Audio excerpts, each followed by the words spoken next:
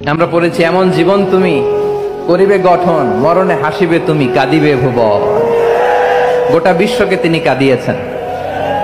আল্লামা যখন ইন্তেকাল করলেন, আমি তখন মালয়েশিয়া থেকে যুক্তরাষ্ট্রে একটা কনফারেন্সে যোগ দিতে যাচ্ছি, কাতার এয়ারলাইন্সে। মালয়েশিয়া থেকে দোহাতে নামলাম।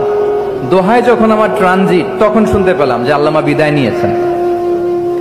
সোশ্যাল মিডিয়ায় শুনে বিশ্বাস করতে পারলাম না। মুহূর্তের মধ্যেই মাসুদ সাইদি ভাইকে মেসেজ করলাম, উনি কোনো উত্তর দিতে পারলেন না। মাসুদ ভাইয়ের সাথে যখন কোলাকুলি করি, আমাদের শামীম ভাইয়ের সাথে যখন কোলাকুলি করি, মনে হচ্ছে আল্লামা সাইদির ঘ্রাণ পাই।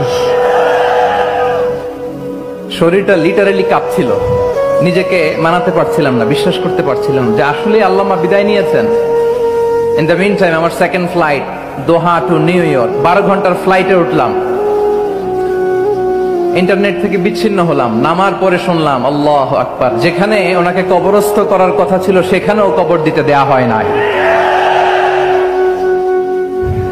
ছবিগুলো দেখতে লাগলাম, হাসি মাখা মুখ, হাসি মাখা নিথর দেহটা, মরণে হাসিবে তুমি, কাঁদিবে ভুবন।